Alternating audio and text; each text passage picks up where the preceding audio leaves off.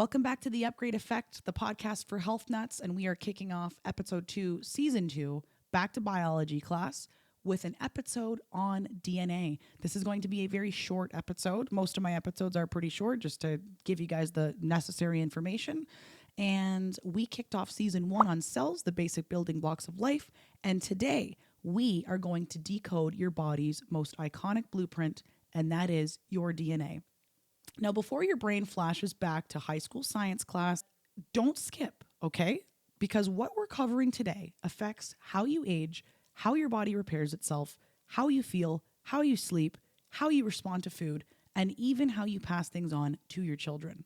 We're going to break DNA down into very simple terms: what it is, what it does, what it's made of, and how you can actually support it through the choices that you make every single day. So let's start upgrading.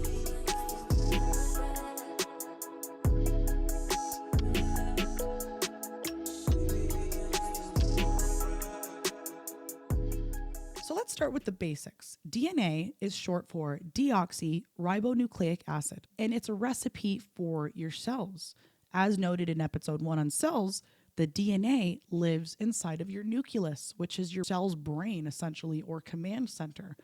Every single thing that your body does is derivative of what the DNA told it to do. The DNA is the instruction manual. The DNA is the cookbook, okay, with all the recipes inside. But instead of recipes for food, it's a recipe for your cells.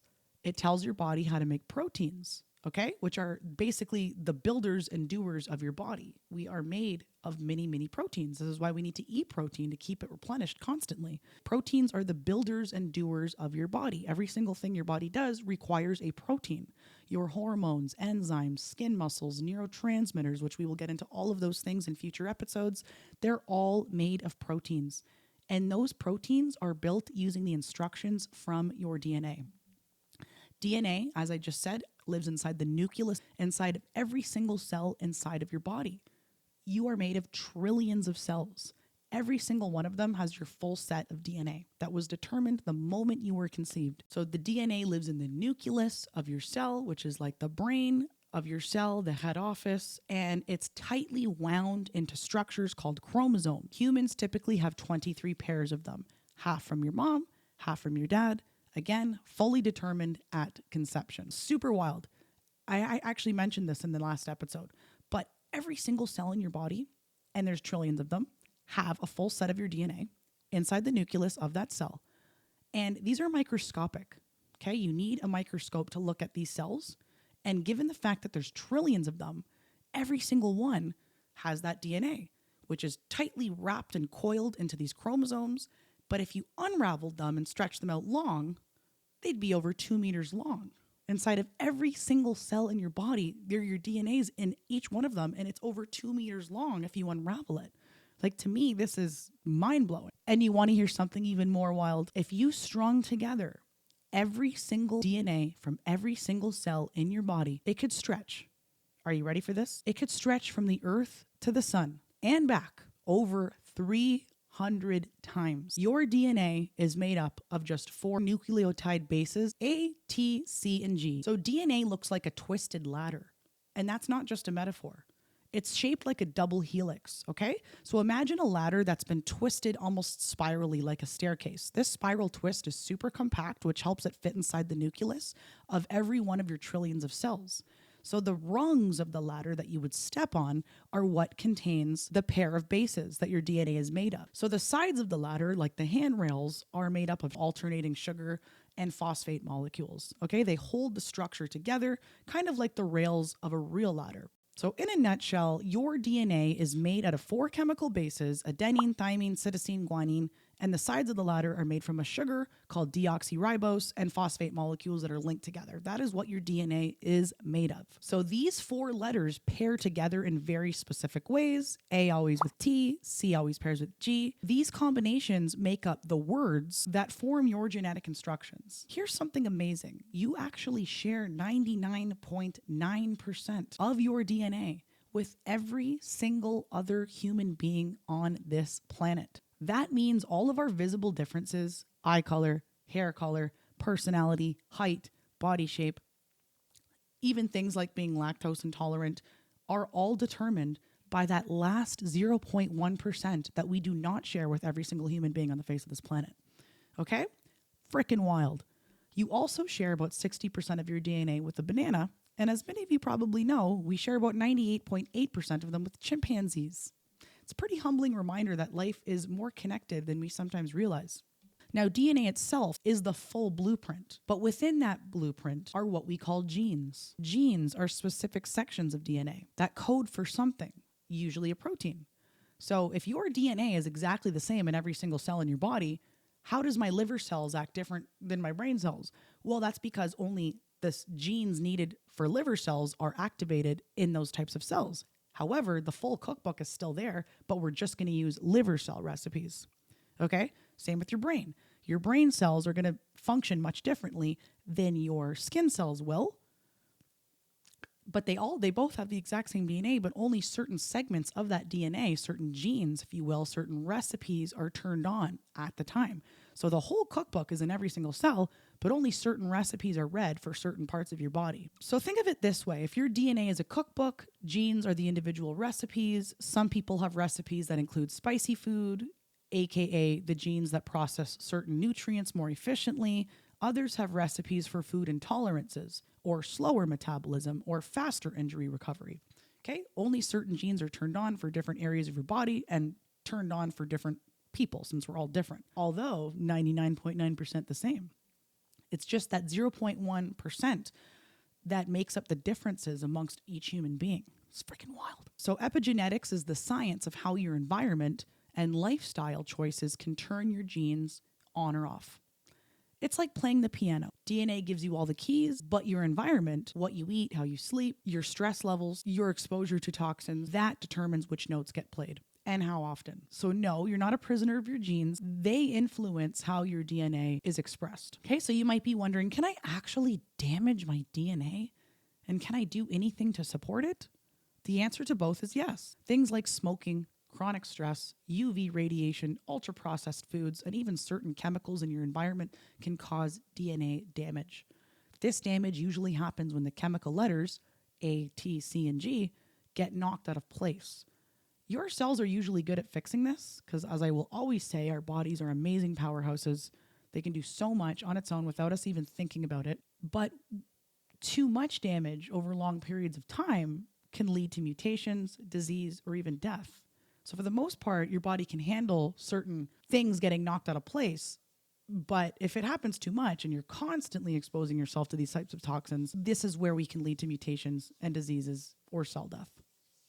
But here's the good news. Your body has built-in repair systems, and you can help them by living in a way that supports your DNA. In a 2008 study from Harvard University, it showed that exercise actually activates genes that improve brain function.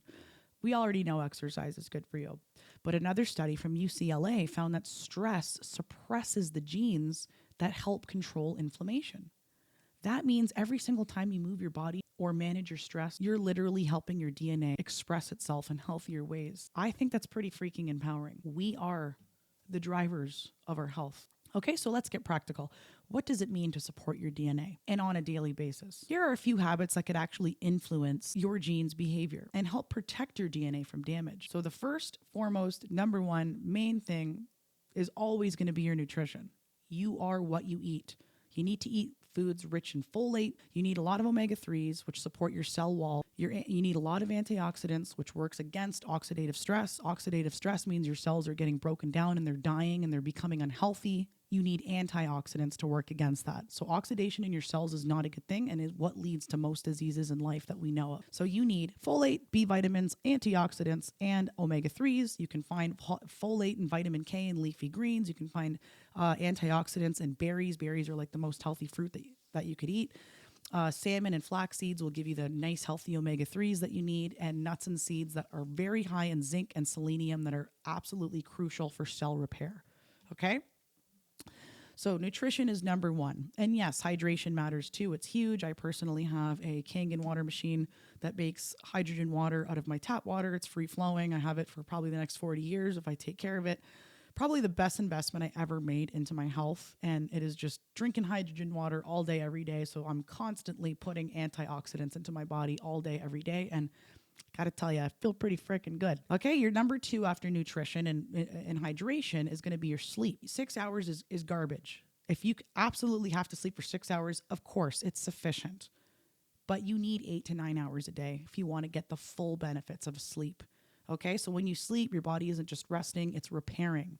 Your brain is rewiring while you sleep. If you learned a new task, your brain doesn't actually rewire itself until you're sleeping. That's when it's able to do all the work and really focus, okay? Because it doesn't have to focus on other things because you're sleeping. Sleep is when DNA damage from the day gets cleaned up. Aim for at least 7 hours a day, but you want 8 to even 9. I personally am in bed every single night by 10 and asleep by 11. Number 3 is going to be regular physical activity. Of course, it helps upregulate your genes related to metabolism, immune health, and brain function. Doesn't have to be CrossFit, guys. A daily walk, dancing in your room or in your kitchen, whatever gets you moving, all supports your DNA. Okay, and the last is going to be stress management.